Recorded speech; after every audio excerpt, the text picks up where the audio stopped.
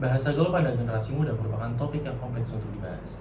Di balik kreativitasnya, bahasa gaul menimbulkan banyak dampak negatif. Apa sebenarnya penyebabnya dan apakah ini bagian dari perkembangan budaya? Mari dengarkan pendapat mereka tentang hal ini.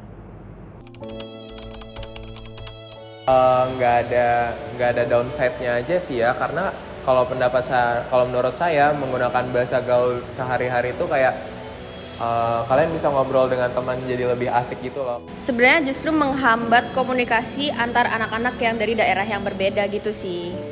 Kalau bahasa gaul, bahasanya nggak ngata-ngatain sih nggak apa-apa, bagus. Negatif banget enggak, positif juga enggak, tapi ya memang setiap masa itu kan memang ada bahasa gaul. Ya nggak masalah sih, pokoknya penggunaannya itu nggak sebanyak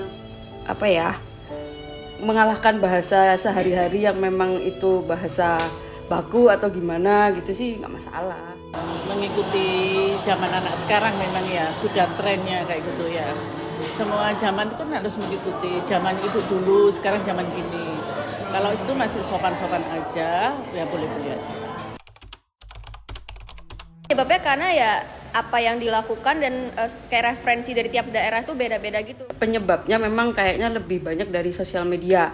Karena sosial media itu sekarang lebih gampang daripada yang dulu. Mungkin kebanyakan lihat YouTube, itu mungkin jadi ikut-ikutan jadi bahasa gaul. Kalau untuk menjawab pertanyaan itu kayaknya menurut saya iya ya, itu merupakan perkembangan dari budaya. Ya pastinya tuh jadi salah satu perkembangan budaya ya, karena kan bahasa itu merupakan salah satu komponen budaya. Jadi dengan adanya bahasa gaul itu pastinya salah satu dampak dari perkembangan budaya. Kalau perkembangan budaya asli Indonesia bukan, itu mungkin dari luar. Mungkin ya itu lagi dari YouTube, mungkin banyak bahasa yang biasa dipakai sama orang luar mungkin dipakai sini, jadi di bahasa Indonesia kan kayak gitu. Bisa dibilang seperti itu sih, perkembangan budaya juga. Kan budayanya sekarang kita lebih bisa mengakses budaya dari mana aja. Kalau menurut itu iya, ya. Karena ya gitulah, setiap katakan kita tiap tahun aja ada perkembangan ini, ya kan, ada perlombaan ini. Buat cara mencegahnya kayak kita harus meningkatkan awareness juga kepada orang-orang yang biasanya menggunakan bahasa gaul, kayak kita sekedar memberitahu aja kayak nggak boleh loh kalian pakai bahasa ini, kayak nggak boleh loh kalian ngomong. Untuk penggunaan bahasa gaul yang negatif ya mungkin ada peran dari lingkungan juga, dari orang tua, dari kayak temen atau guru juga, itu mungkin sering ngasih tahu kalau ini memang nggak baik gitu. Kalau bahasa gaul yang biasa aja mungkin masih bisa lah ya. Kalau yang negatif ya memang harus peran serta dari lingkungan.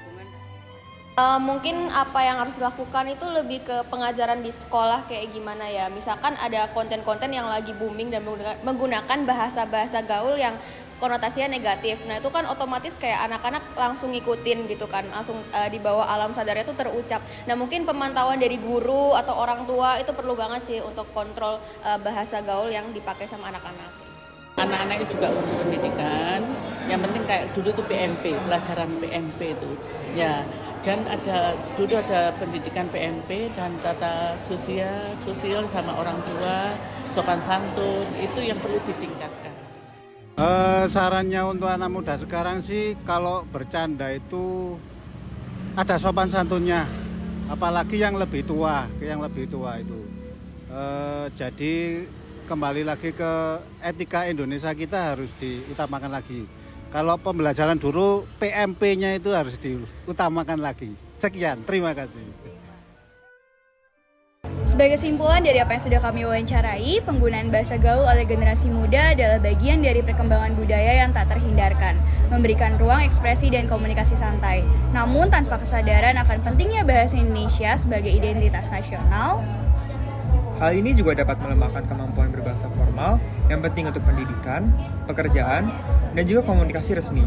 Keseimbangan antara kreativitas berbahasa dan juga penggunaan bahasa yang baik sesuai konteks perlu dijaga. Pada saat ini, zaman terus bergerak maju, membawa perubahan pada cara kita berbicara. Bahasa gaul hadir sebagai warna baru, tapi jangan sampai melupakan bahasa kita. Dalam setiap kata yang kita pilih, tersimpan cerminan jati diri.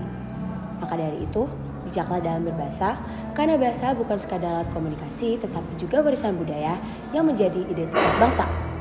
Oleh karena itu, mari kita jaga dan lestarikan bahasa Indonesia dengan penuh kebanggaan.